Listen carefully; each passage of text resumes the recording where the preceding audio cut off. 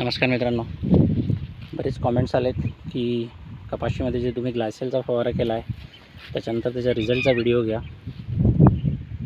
त्याच्याकरता आता पहा मित्रांनो, पूर्ण अजून दिवस याचे व्हायचे आहेत. आज फक्त 5वा दिवस आहे या शेतामध्ये तणनाशकाची फवारणी होऊन. त्याच्यामुळे पहा तुम्हाला 5व्या दिवशी तरी रिझल्ट असा मिळालेला आहे की हे पहा, आपले पराठीचं पहा, फार छोटं झाड आहे, यालासुद्धा काही इजा झालेली नाही. मोठ्या झाडांचा तर काही प्रॉब्लेमच नाही. आणि तणाची पहा भाजण्याची प्रक्रिया सुरू झालेली आहे. तण पहा पूर्ण अशा प्रकारे पिवळं पडते.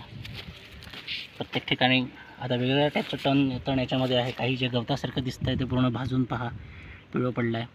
काही तणावर पिवळी झाक आली आहे, काही तणावर पिवळी झाक थोडी जास्त आहे, काही तणावर थोडी कमी आहे. तर प्रत्येक तणाचा मित्रांनो आपापला रेजिस्टन्स असतो तणनाशक औषधी विरोध म्हणजे औषधीच्या विरुद्ध. त्याप्रमाणे काही तण जळायला 3 ते 4 दिवस घेतं, भाजायला काही तण 6 ते 7 दिवस घेतं. साधारणतः 10 दिवसामध्ये प्लॉट हा आपल्याला पूर्ण काळाकीट झालेला मिळेल.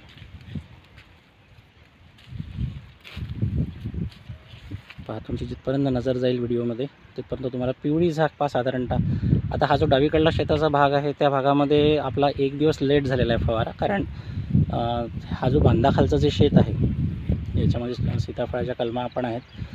तर हे शेत 1.5 एकर आहे. आणि मी मागच्या एका व्हिडिओमध्ये सांगितलं होतं की अशा प्रकारे 2 पंप मी सांगितलेले आहेत. 2 पंप आणि त्याच्यावर पाण्याकरता एकच माणूस. तर 2 पंपांनी हार्डली 1 एकर शेत होतं. 10 पंप कपाशीच्या शेतामध्ये बसतात, प्रति व्यक्ती 10 पंप. आणि अशा प्रकारे 20 पंपामध्ये बरोबर 1 एकर शेत होतं.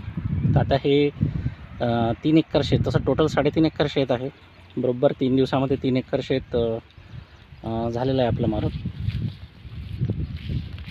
आणि हे पहा पराठीवर पहा तुम्ही, आता रिझल्ट पाहाल. पराठीच्या पानावर बिलकुल हे औषध उड देता कामा नये. प्रत्येक झाड पहा तुम्ही पराठीचं निरोगी आहे. पराठीने काही शॉक वगैरे घेतल्यासारखं तुम्हाला नक्कीच जाणवत नसेल व्हिडिओमध्ये. काही खालच्या पानांवर थोडासा शावर उडतो, तो खालचे पानं थोडेसे असे शॉक घेतल्यासारखे होतात. तणाची अवस्था पहा, तण आता चालला आहे वाळत. आता हे झाड पहा, या खांड्या डोबलेल्या आहेत मित्रांनो. खांड्या डोबल्याच्याने हे झाड पहा किती छोटं आहे, तरी पण याला पहा काही इजा झालेली नाही आहे. इतकं ॲक्युरसीने ते फवारा घेण्यात आलेला आहे.